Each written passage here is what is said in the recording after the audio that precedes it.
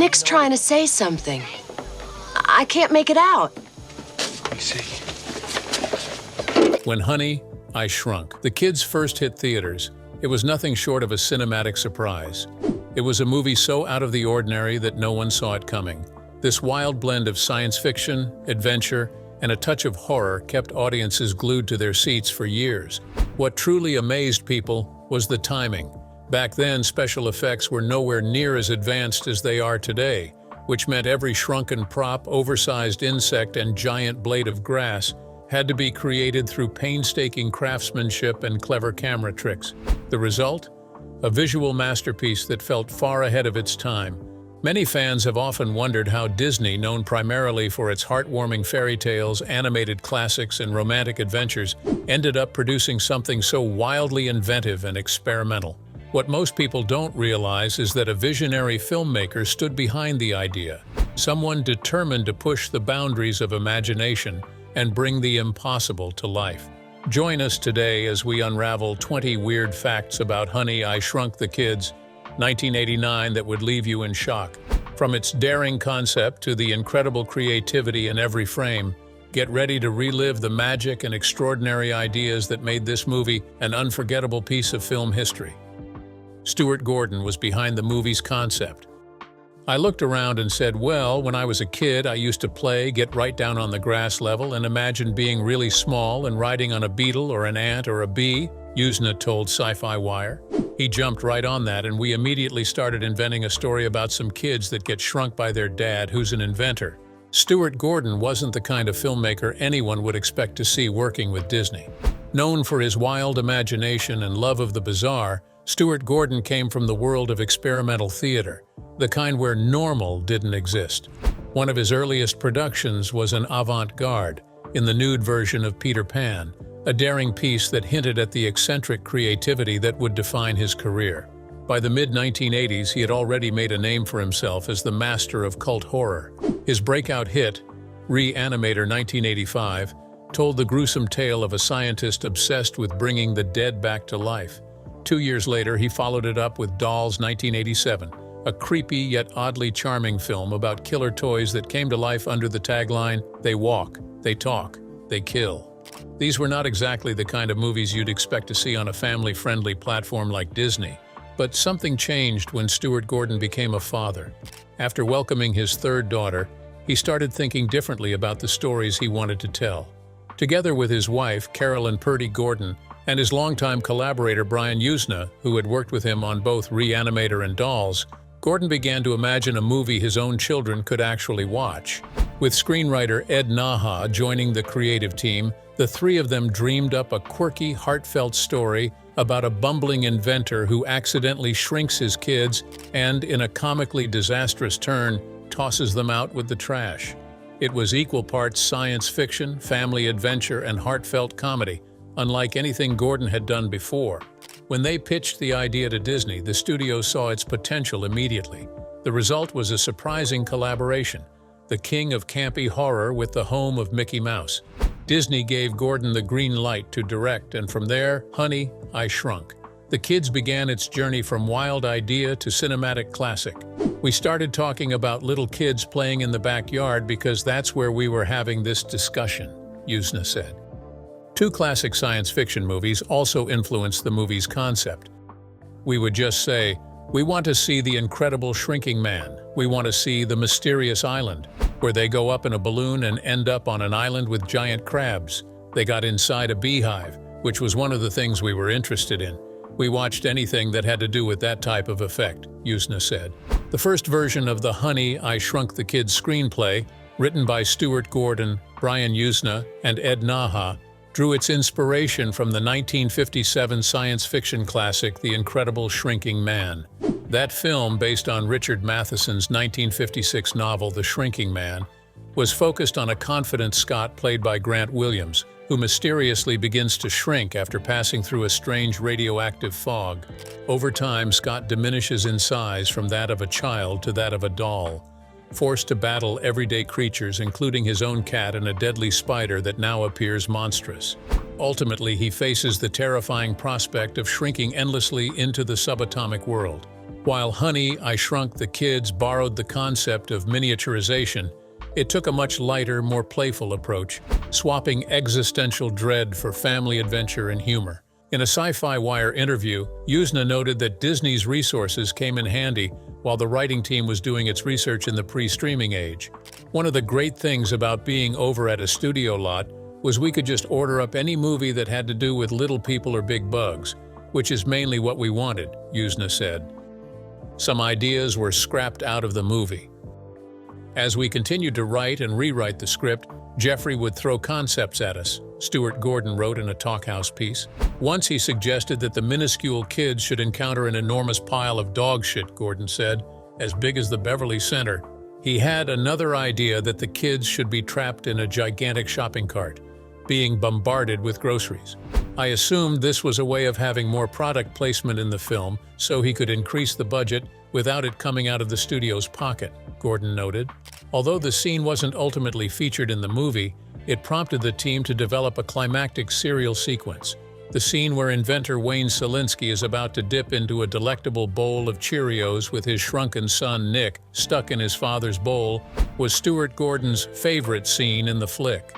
Once you start looking at all these effects sequences, the budget starts just being impossible, Brian Yuzna told Sci-Fi Wire. At the end, when they get in the house, I think at one point they have to get across from the table to somewhere, and they make a slingshot from a sewing kit with a needle, and they go flying across. That started being way complicated to do. I think I suggested Cheerios instead. Hey, just get them in the bowl of Cheerios, it'd be fun. It's a much simpler gag because you can build a big Cheerio, you know what I mean? There's no background needed. From teeny weenies to Honey, I Shrunk the Kids. Clearly, we need to find a new title, Katzenberg told Gordon and Yuzna. Teeny Weenies is the title autobiographical? Gordon's next suggestion, the Itsy Bitsies, was also turned down. The film would ultimately be retitled Honey, I Shrunk the Kids because Jeffrey likes titles that tell the audience what the movie is about, Stuart Gordon wrote, though he himself was none too enthused about the moniker. The film's title actually traces its roots back to the Teeny Weenies, a comic strip created by William Donahue in the early 1990s that chronicled the adventures of a group of miniature people living in a world built for giants. When the title Honey, I Shrunk the Kids was first proposed, Disney executives weren't in support. They worried it sounded too childish and would drive away adult audiences. In an attempt to make it more appealing, the filmmakers briefly renamed the project Grounded and later The Big Backyard. Eventually, they decided to use a memorable line of dialogue from the film itself, when Wayne Szalinski sheepishly admits to his wife, "Honey, I shrunk the kids." Chevy Chase almost starred in the movie.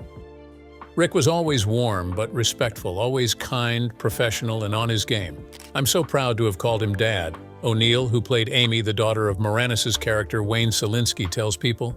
Before Rick Moranis landed the role, Chevy Chase was first considered for the role of Wayne Szalinski, thanks to his popularity from National Lampoon's Vacation. However, his schedule was already packed with filming National Lampoon's Christmas Vacation, so he had to turn it down. Another actor considered for the part was John Candy. Although he passed on the role, he recommended his good friend and fellow SCTV alum, Little Shop of Horrors and Spaceballs star Rick Moranis, who ultimately landed the part.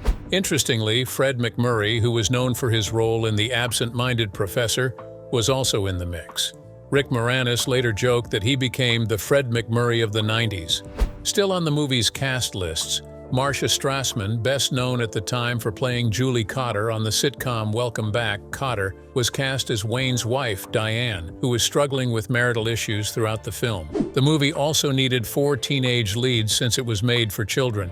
Thomas Wilson Brown took on the role of Russ Jr., a character more interested in Amy than in football, while Jared Rushton played his younger brother Ron, who starts as a bully toward Nick but gradually becomes his friend.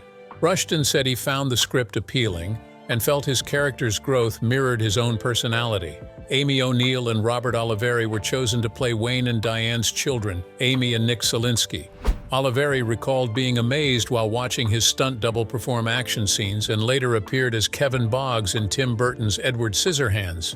O'Neill described the filming experience as a blast, especially enjoying downtime spent swimming or playing cards with her co-stars. She said she accepted the role mainly because it was a Disney movie. The production team went all out for that final cereal scene. As earlier revealed, the cereal scene, which was Stuart Gordon's favorite scene, had a really surprising behind the scene. The scene pictures shrunken, young Nick Solinsky finds himself entrenched in his father Wayne's bowl of morning Cheerios. "Dad, don't eat me," Nick pleads. On set, the filmmakers created this incredible illusion by building a 16,000-gallon tank and loading it with chlorinated water, food thickener, and pigment blended together. By doing that, they were able to produce the look and consistency of actual milk. Isn't that surprising? Unfortunately, Joe Johnston replaced Stuart Gordon. Just as filming was about to begin, Stuart Gordon sadly fell ill and had to step away from the project. That alone must have been disappointing. Some sources claim he fell sick from the stress of producing the movie. Since production couldn't be postponed, Disney brought in Joe Johnston to take over as director. Johnston, a visual effects expert who had previously worked on Raiders of the Lost Ark and the original Star Wars trilogy, was stepping into the director's chair for the very first time. The film's success launched Johnston's directing career, leading him to helm several major hits, including The Rocketeer, Jumanji, Jurassic Park 3, and later Captain America, the First Avenger. As for Gordon, he eventually got his chance to revisit the world he helped create. 10 years later, he directed an episode of the Honey, I Shrunk the Kids television series, which aired for 3 seasons in the late 1990s. The scene where Auntie appeared wasn't an easy one to shoot. The ant was pretty amazing because he's obviously an oversized giant ant puppet that was being operated by a puppetry crew, Frewer raved in an interview with FanFest. It was completely hysterical because there would be one guy on each leg and one on each caliper. They would yell to each other and the leg would come up and the caliper would come up. It was really fun. They were a terrific crew. Matt Frewer, who played Big Russ Thompson, later shared fascinating details about how the film's beloved ant character, nicknamed Auntie, was brought to life.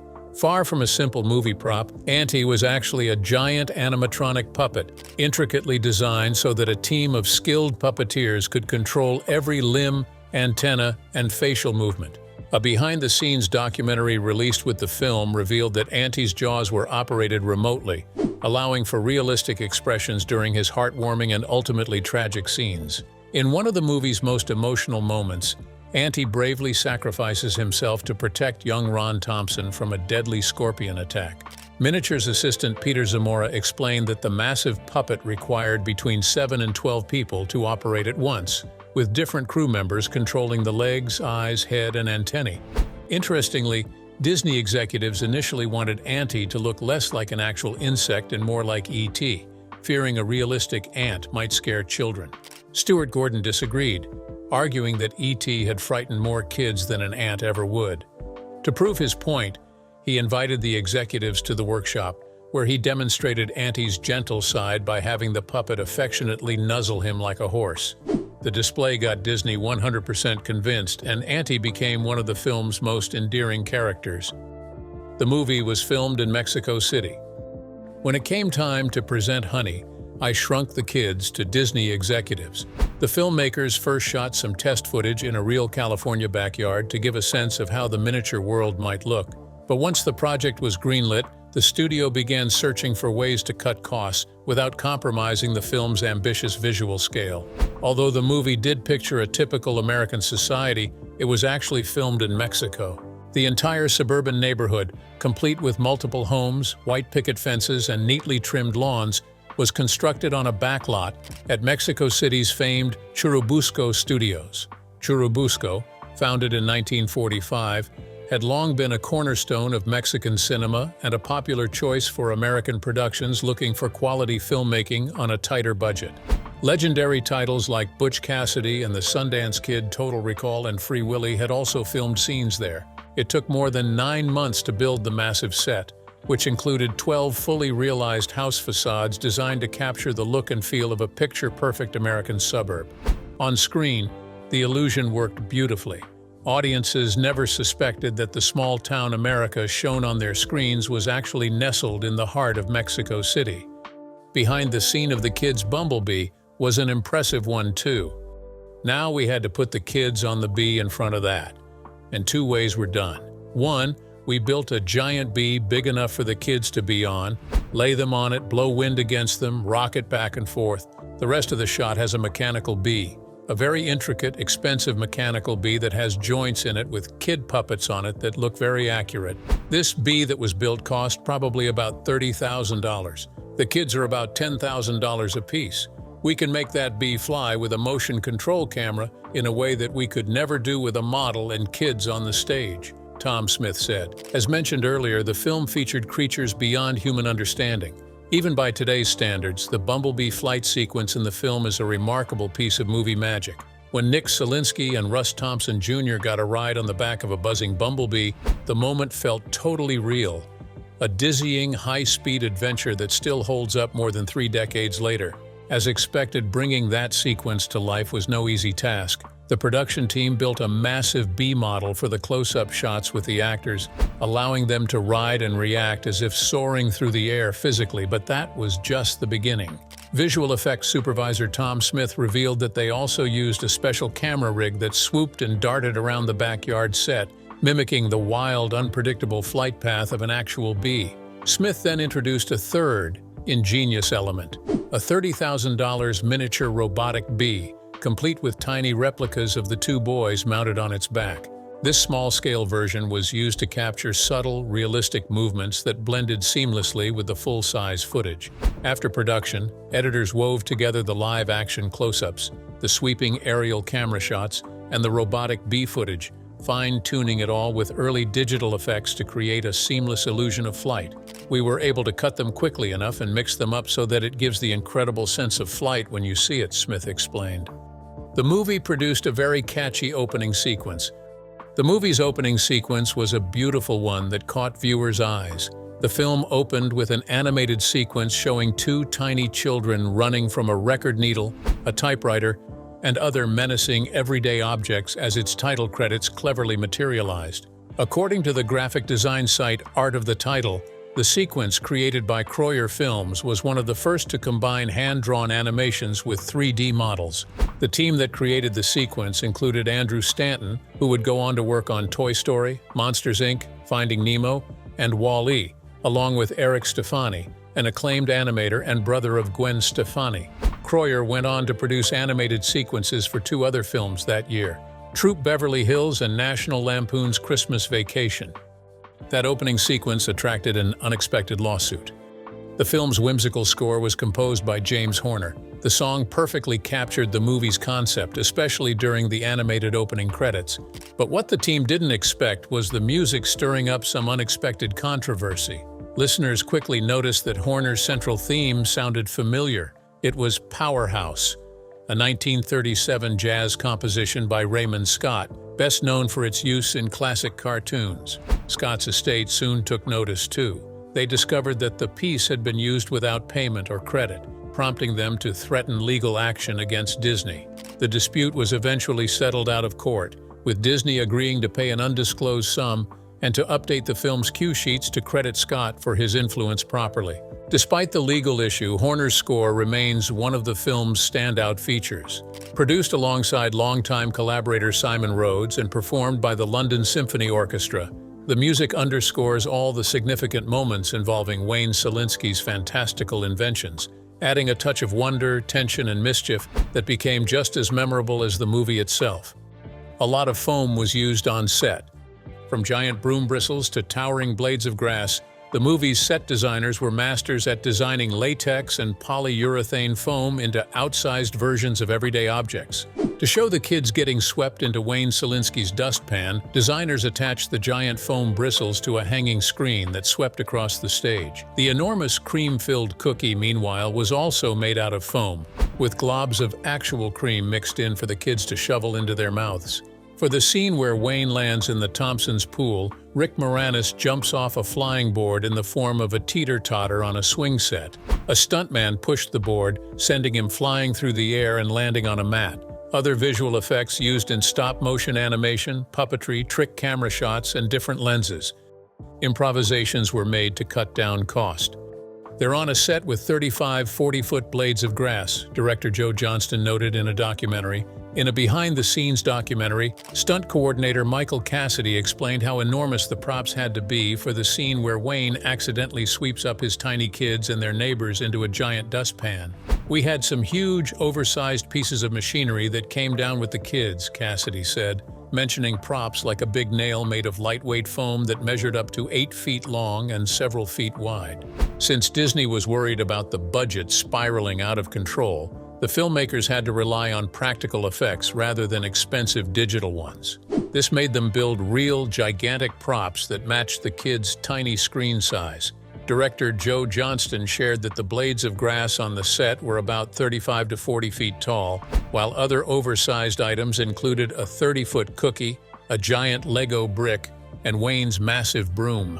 Daniel Miller, the artist who sculpted the cookie, revealed a clever trick used to make it look even more realistic.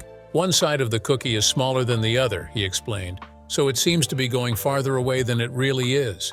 These handmade props gave the film its famous larger-than-life look, something that would probably be done with CGI today but was built entirely by hand back then. Batman had a hand in the movie's success. On June 23, 1989, the film was declared open. It was the same day as Tim Burton's Batman, which finished #1 at the box office and had fans lining up around the block to see it. According to the Los Angeles Times and other sources, many people who went to the theaters to see Batman chose to see Honey, I Shrunk the Kids instead. This helped boost the movie's box office earnings. Disney wasn't expecting the movie to be a hit. "Our tracking showed that there was awareness of the film out there, but there was nothing to make us think it would do what it did," then Disney head Jeffrey Katzenberg said at the time. Although Disney loved Stuart Gordon's concept for Honey, I Shrunk the Kids, the studio was skeptical about letting a filmmaker known for horror direct a family movie. "Disney was worried I was going to kill all the kids," Gordon later joked. "I kept telling them, no, I'm not going to kill them, but I do want the audience to think they might die." The studio's concerns also extended to the movie's creature designs, especially the friendly ant, Auntie, who risked appearing too frightening for younger viewers. At the time, Disney was in a difficult spot. During the late 1970s and early 80s, the company had been struggling creatively and financially, even facing several takeover attempts by 1983, including one led by billionaire Saul Steinberg. Films like Tron, Condorman, and The Black Cauldron had bad ratings, showing that audiences were craving something new. Beyond their expectations, Honey, I Shrunk the Kids came along and changed everything. Made for $18 million, the film became a massive box office success, earning over $222 million worldwide. Its success not only revived Disney's live-action division, but also helped pave the way for the studio's creative resurgence, one that continued with animated hits like The Little Mermaid, restoring Disney's reputation as a powerhouse in family entertainment. In total, the movie earned more than $130 million domestically and $92 million in worldwide release. On Rotten Tomatoes, Honey, I Shrunk the Kids has an approval rating of 76% based on reviews from 37 critics, with an average rating of 6.30 over 10. The consensus reads, "Even as its special effects take center stage, Honey, I Shrunk the Kids still offers a charming, high-spirited sense of adventure for the whole family." Metacritic gave the film a score of 63 based on 11 reviews, indicating generally favorable reviews. Despite its success, it earned a bad award. For an English guru, the movie's title wasn't just right, it sounded totally wrong. Any English major could easily say that Honey, I Shrunk the Kids isn't exactly grammatically correct. Technically, it should be Honey, I Shrank the Kids. The title's slip-up didn't go unnoticed, and it even caught the attention of the Society for the Preservation of English Language and Literature, SPELL. In 1989, SPELL honored the film with its tongue-in-cheek dunce cap award for the grammatical blunder. Disney, however, didn't allow that to slide. A studio executive quickly clarified that the wording was intentional, taken directly from Wayne Szalinski's sheepish line of dialogue in the movie. After all, the title perfectly captured the character's flustered personality, and judging by the film's massive box office success, audiences clearly didn't mind a little grammar slip in the name of fun. 20 years later, the movie's soundtrack was released. After the dispute about the song's ownership was eventually resolved out of court, With Disney agreeing to compensate the estate and ensure future royalties were properly shared, Horner's full soundtrack was finally released to the public by Intrada Records on March 6, 2009. The limited edition album included just 3,000 copies. In addition to Horner's original score, the film also features the pop song Turn It Up by Nick Kamen, written by Jeffrey Pichetto and Patrick DeReamer, which plays during Amy's kitchen dance scene. Horner's main title music also wove in subtle nods to other composers, borrowing musical cues from Nino Rota's score for Federico Fellini's Amarcord 1973, as well as from Scott's Powerhouse B, a piece famously used in classic Warner Brothers cartoons by composer Carl Stalling. To date, Thomas Wilson Brown is the only cast member active in the film industry. For the young actors in Honey, I Shrunk the Kids, box office success didn't translate into long-term career success. Robert Oliveri and Jared Rushton, who played young Nick Solinsky and Ron Thompson respectively, gave up acting in the 1990s. Same with Amy O'Neill, whose only other significant role was in 1993's White Wolves, A Cry in the Wild 2.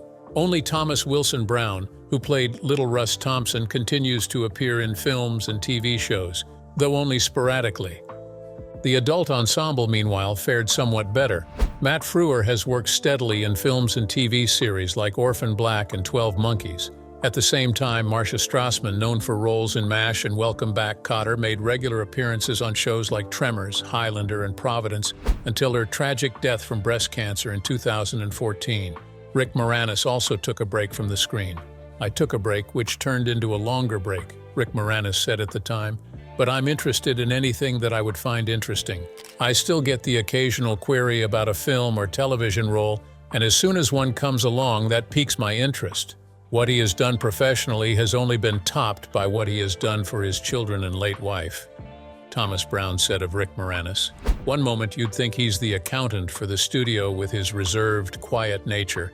Then boom, he's off to the races doing some shtick or gag that has everyone cracking up, Brown adds.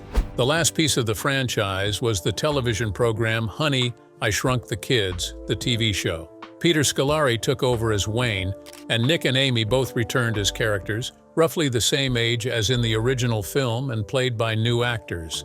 Its plots involve other wacky Solinsky inventions that do not work reasonably as expected and land the family in some type of humorous, mixed-up adventure. There just might be another sequel. It was announced on February 21, 2018 that live-action remakes of several films are in development as exclusive content for Disney+, with one of those named in the announcement as being Honey, I Shrunk the Kids. It was later confirmed that a legacy sequel film titled Shrunk is in development for theatrical release, with a plot that centers on Nick Solinsky as an adult scientist. Josh Gad will star as Nick in the film. On December 5, 2019, it was reported that Joe Johnston was in talks to return as director.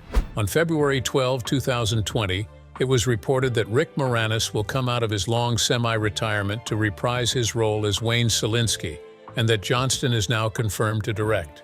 The plot centers on an adult Nick who accidentally shrinks his two daughters and son to 5 inches tall, forcing them to cope with their new sizes as he seeks his estranged father Wayne's help in fixing the machine.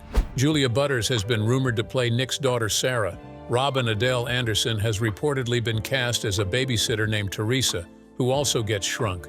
In January 2020, Rick Moranis entered early negotiations to come out of his acting retirement and reprise his role as Wayne Solinsky. Johnston was confirmed to direct, with Todd Rosenberg set to write the script from an original story by Gad, Ryan Dixon, Ian Helfer, and Jay Rice. By February, Moranis had officially signed on to reprise his role. David Hoberman and Todd Lieberman will serve as producers.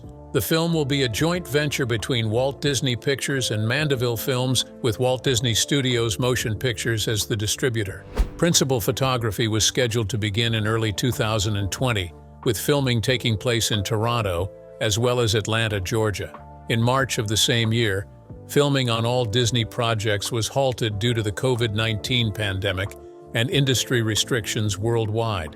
In November, Disney CEO Bob Chapek announced that filming on all movies that had been postponed due to the coronavirus pandemic had resumed. In June 2021, Gad stated that filming had not yet started and that he was hoping the shoot would begin in early 2020. In January 2022, Gad stated that he and Moranis had once again started collaborating in preparation for the sequel. In June 2023, Gad revealed on Twitter that the project had been put on hold indefinitely, although he expressed hope that production would resume in the near future. Which of these secrets intrigued you the most? What are your genuine comments about the movie generally? Let us know your thoughts in the comments. Thank you for watching. If you enjoyed this video, don't forget to like, share, and subscribe to our channel for more interesting content. Before you go, take a look at the other videos on your screen.